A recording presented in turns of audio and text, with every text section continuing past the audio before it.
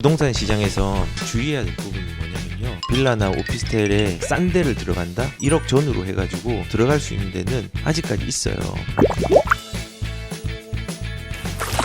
지금 부동산 시장에서 주의해야 될 부분은 뭐냐면요, 투자는요, 매도할 때 매수자가 붙는지를 봐야 돼요. 지금 빌라나 오피스텔의 가격들이 많이 오르고 있잖아요.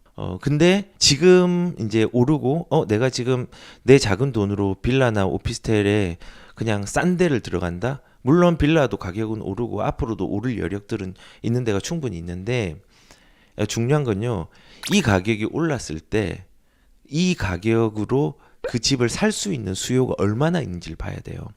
근데 상대적으로 빌라나 오피스텔은요, 수익형 부동산이고 시세 차익을 노리는 부동산은 아니에요. 그래서 매수자들이 더 매력을 느끼는 거는 대규모의 아파트, 입지 좋은 아파트, 입지 좋은 빌라가 아니라 입지 좋은 아파트예요.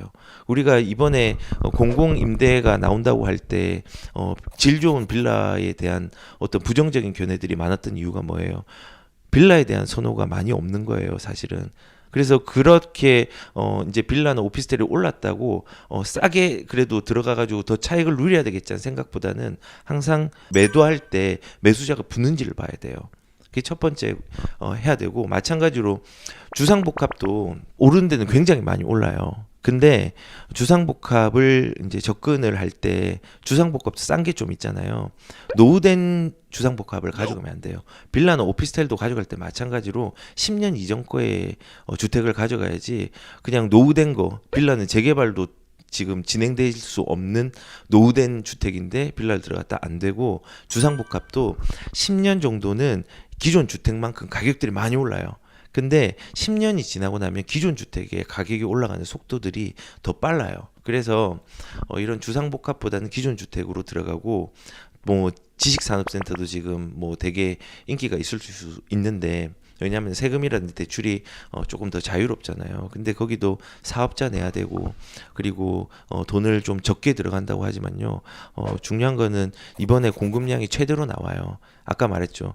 이 가격을 결정하는 거 되게 중요한 요인이 공급이 얼마나 많이 되느냐 작게 되느냐가 되게 중요한 요인이에요. 공급이 많으면은 수요자보다 공급이 많아 버리면요, 당연히 가격들은 내려가겠죠.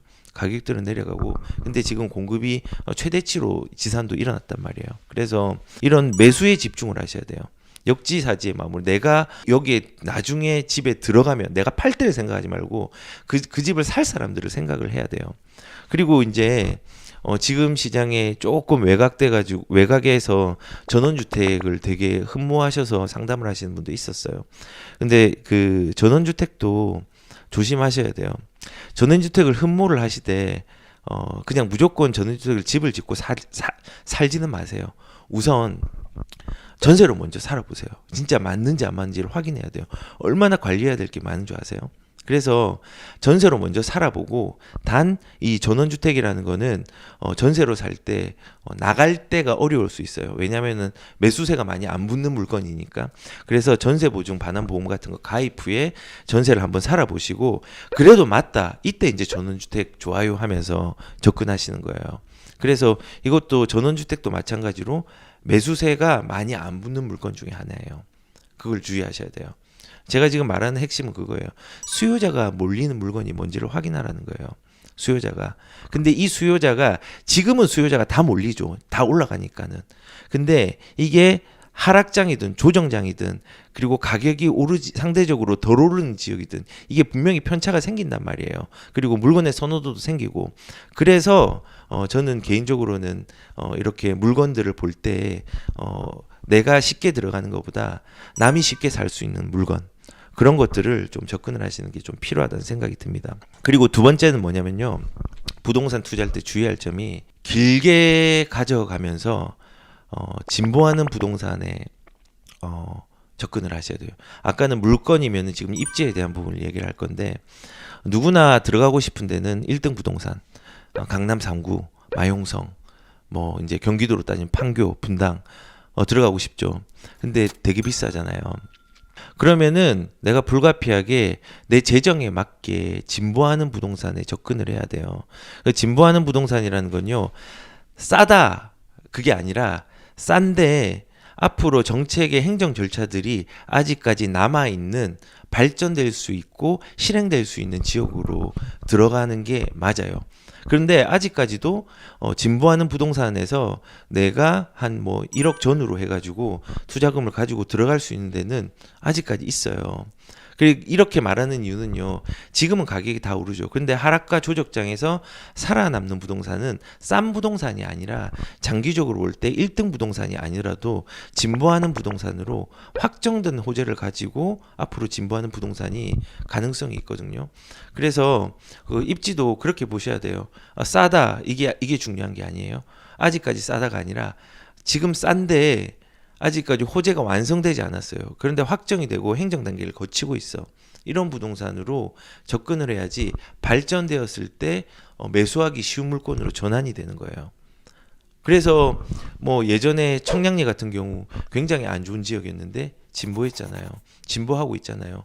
옛날에는 사창가가 있고 되게 안 좋은 시설들로 있고 사람들이 기피해서 청량리 갈래 분당 갈래 하면은 고민을 했어요. 근데 지금은 청량리 갈래 분당 갈래 하면은 그러니까는 청량리가 싫어가 아니라 청량리도 괜찮다라고 얘기를 하는 거거든요. 그런 데가 되게 많아요. 노원 같은 경우도 일자리가 들어오고 이제 동부간선도로에 대한 어떤 호재들이 있고 그리고 재건축에 대한 호재들이 있고 문화에 대한 아레나가 이제 들어오고 이런 여러 가지 호재가 있으니까 예전에는 뭐 이렇게 각광받지 못했는데 지금은 저평가됐다 생각하고 가격들이 올라가잖아요. 그 교육도 진보하는 거예요. 구로도 마찬가지로 금천도 마찬가지로 신안산선 노선이 들어오는 부분들 이런 게 크게 호재로 작용을 하고 뭐 중랑구 같은 경우도 지금 뭐 이제 B 노선이 들어올 수 있는 망우역 같은 경우에 들어오잖아요. 그래서 그런 식으로 여러 가지 있는 그 이제 실질적으로 진보가 될 수 있는 데는 가격이 지금 조금 저렴한 데가 충분히 있어요. 있기 때문에 우리가 1등으로 들어갈 수 없다면 진보하는데 싸지만은 투자금이 작게 들지만은 들어갈 수 있는 데를 해야지 나중에 장기적으로 팔 때 편할 수 있다는 거예요. 그리고 마지막으로 세 번째 그 부동산 투자할 때 주의할 점은요. 재산을 담을 때 손해 보지 않을 그릇의 기준들, 그릇이 필요해요. 그리고 그 그릇을 가지고 내가 어떤 물건을 담을지에 대한 어떤 용기와 의지가 기준을 가지고 있다면 과감하게 선택해야 되는 용기가 있어야 되는 거거든요. 그래서 그냥 이렇게 생각하면 돼요. 이 돈이라는 게 얼음이라고 생각하고요. 돈을 그냥 가지고 있는 게 얼음이에요. 그냥 얼음 녹는 거랑 똑같아요. 냉장고에 돈, 얼음을 넣으면요. 유지가 돼요. 냉장고를 저는 부동산이나 재테크 수단이라고 생각해요. 근데 이 얼음이 냉장고에 나오는 순간 어떻게 될까요? 이 돈이 얼음이 밖으로 나오는 순간 바로 녹아버려요. 지금은요, 부동산 같은 투자나 재테크의 선택을 하지 않으면요, 녹아버리는 얼음처럼 가치가 사라져요. 우리가 이 얼음을 보존할 수 있는 냉장고가 필요하단 말이에요. 재테크 수단이. 왜냐하면 돈이 많이 풀린 시장은요, 불가피하게 화폐 가치가 떨어져요. 돈이 되게 많은데 물건이나 어떤 자산에 대한 인플레이션이 일어나지 않을까요? 무조건 일어나요, 그거는. 그 말은 숫자는 올라가는데 가치가 떨어진다는 거예요, 가치가. 근데 사람들은 단순하게 본질적으로 이 숫자가 올라가는 1차적인 상황만 보고 이거 너무 가격이 많이 올랐어라고 생각을 하는데 본질적으로는 화폐 가치가 떨어지는 거예요. 그 얼음을 유지할 수 있는 냉장고가 필요하단 말이에요.